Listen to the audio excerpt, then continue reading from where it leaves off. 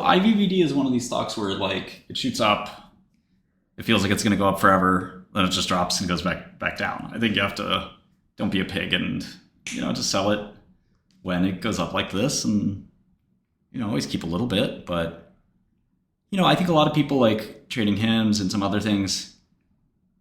When I trade, what's most effective for me is trying to capture most of the move. I think you can't blame yourself if, let's say, you buy stock. Let's see, something like this happens. And you identify this kind of buying spot, kind of like, I don't know, let's say you buy stock here, okay, because you think you're going to have a rally, and it kind of drops a bunch, and it goes up here. Well, again, nobody can time the market perfectly, so the error bounds around the times when you feel like you're wrong. So here's the purchase price. There's some error bound where you say, I'm wrong. And there's some error bound where you're willing to say, I'm right. I'm still right. I'm wrong right now, but I'm just going to be right. And, because if you make your error bound so small, you're going to stop yourself out every second. And nobody's that right.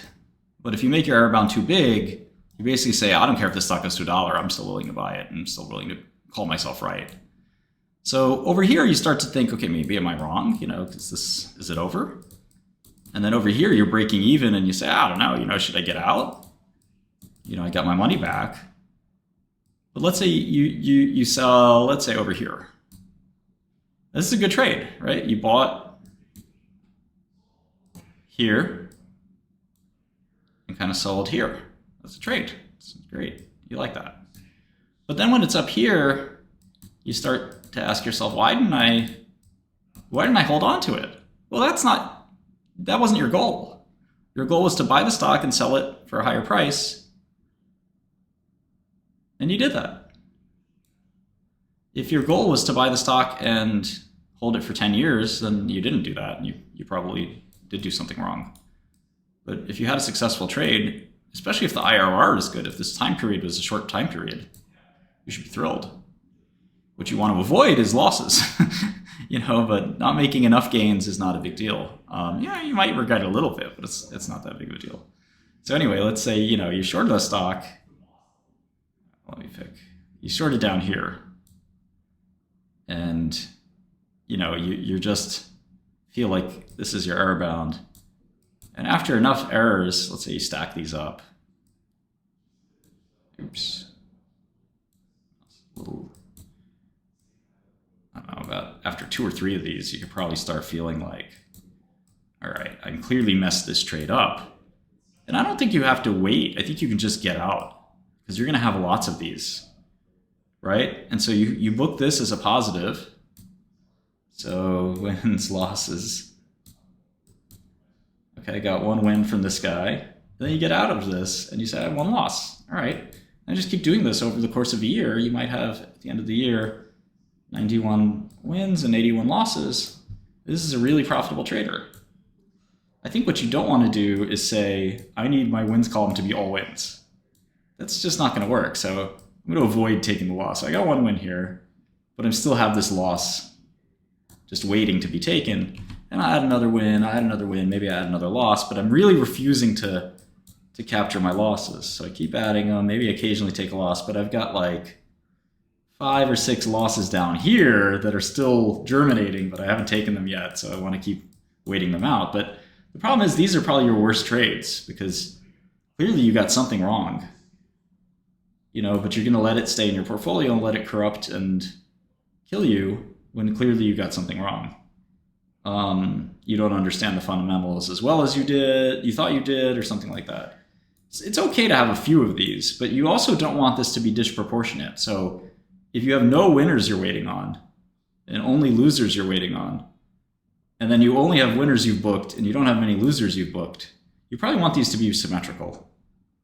So if you just are willing to book winners early and then not willing to book losers until they become winners, that's generally a really good recipe for losses. And in fact, you want to do the opposite. You kind of want to let your winners run and kill off your losers more often. But it's hard to do mentally, especially for very intelligent people. they tend to want to be proven right. It's hard to admit you're wrong sometimes. And admitting you're wrong is the most important thing there is in trading. Some people go even more extreme, and there's some people in this chat that like to mention this. There's some people that say that, look, the point of the trade is to make money. The second you're losing in the trade, you're wrong. I don't think that's right. I think that's too extreme of a viewpoint. But the point is still taken, which is, you're not trading for fun. You're not trading for intellectual stimulation. You're trading to make a profit. So you don't want the stock to go in the wrong direction, especially if you don't have super conviction. But even if you have super conviction, you certainly don't want the stock to get too far away from you. And that's just kind of the nature of trading. But stopping losses from growing is maybe is definitely just as important as keeping your winnings growing or finding winners. So, all right, we got quantum down a little bit now. Zrept is extremely high conviction for me. I have zero fears or doubts about this one. And the nice thing about longs is their position size goes down as they go down, so you can actually keep topping it up a little. But shorts kind of get bigger as they go up, so you get a little crowded. Yeah, that's exactly what I'm trying to say. Jeremy said it even better. If you think you're right about a stock, but nobody else thinks you're right, you don't get paid. So some people want to find something called a catalyst, but I think catalyst is basically a fake concept. Markets realize things over time. Sometimes markets realize things faster with certain kinds of news or like patterns of news. But I think like sometimes there is a hardcore catalyst, but it's often kind of not really true, in my opinion. If people know about a catalyst, then everyone knows about it, and it's not really, it ceases to be a catalyst.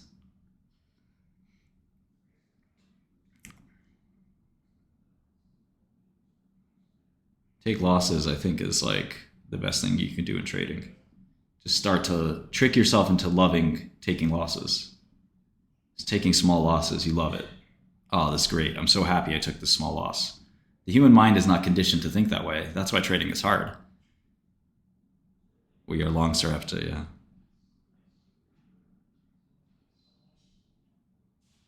I think time isn't a catalyst, but markets are tools that get more accurate with time. The market at a nanosecond is not very accurate, but the market at 5 years is very accurate. It's very seldom that a stock will stay irrational for 5 years. It does happen. It has happened. But over 5, 10, 20 years, needless to say, there will be a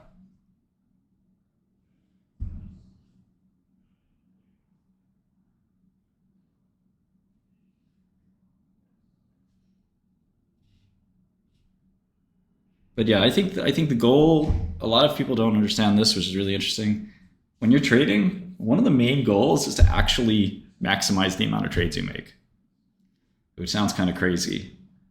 But you try to maximize the amount of trades you can make while you're maximizing a few other things. You're trying to maximize, your turnover or the amount of trades you're making.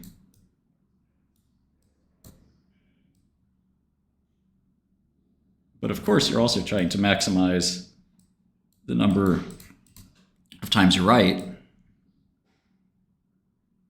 And then you're trying to maximize kind of your profit when you do win and your losses when you do lose. You're trying to minimize the losses and maximize the profit. So you're kind of what your slugging ratio is, if you will. When you do get the hit, do you get a big hit, or are you just taking a small, quick profit? And when you do get a loss, are you getting smoked, or are you taking a small stop loss? because you could have a 90% win rate, but if this is like I make 1K when I win and I lose 100K when I lose, that 90% win rate doesn't help you very much. And then here, as long as all else being equal, you want your turnover to be as fast as possible, and you want to make 10 trades a day, or do you want to make 1,000 trades a day? Well, if the other two parts of the triangle are in good shape, you kind of want to make 1,000 trades a day. If you can not hurt this, right? Nobody has a 90% win ratio other than maybe Buffett, because he makes 10 trades a year, if that. Let's say you have a 60% win rate. Maybe from going 10 to 1,000 trades a day, you might lower your win rate to 51%. And you just have to think about, well, does that help me or hurt me? At 60% win rate, maybe your P&L looks like this. Maybe you make $5,000 on trades you win at, and you lose $6,000 on trades you lose at. So if you're making 10 trades a day, that means you're making $50,000 on your longs. Well, you're actually making $60,000 on your longs. You make 6 winning trades and 4 losing trades, right?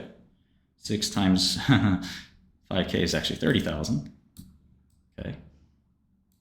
And this is on average. And then, your 4 trades you lost money on, you're losing 24K. So you net profit 6K every day. That's a pretty good trader. 6,000 a day is around 1.2 million a year of P&L. This is great. So the question is, how does this trader make more money? Well, he can either up his win ratio.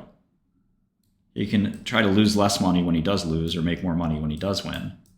Or he can trade more. So if he could add a 0 to all of this, he would actually go up to 300K, 240K. The problem with adding a 0 is the trade quality will probably suffer. And this is a lot more interesting, right? This is a $6 million P&L a year. Actually more, it's like 12 million. This is almost a professional level P&L.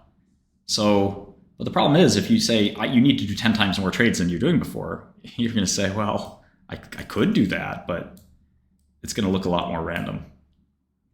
And we could do that math. So let's say, at 51%, it's, 5K versus 5,500 in losses.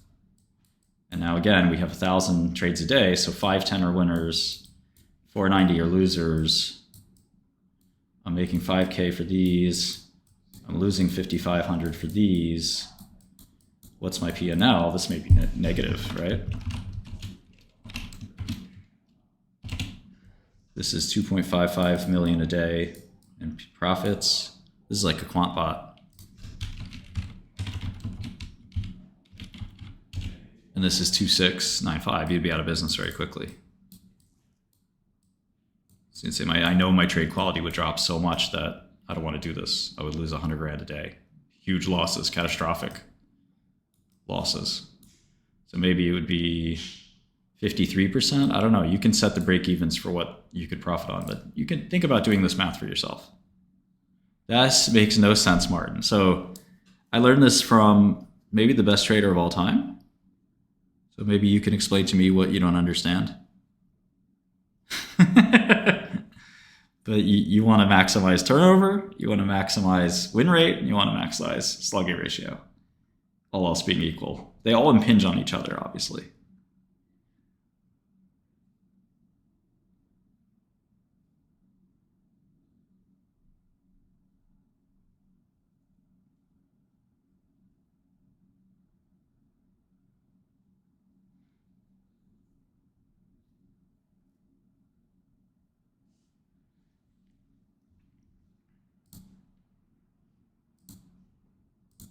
Keith. Not Keith. A guy named Steve.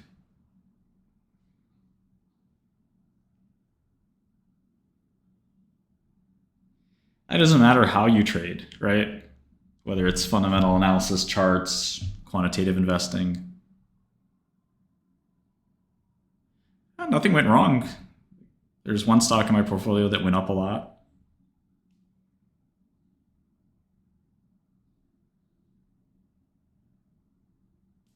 I love this guy. He asks me a question, then he says, "Be right back." What am I supposed to do with that?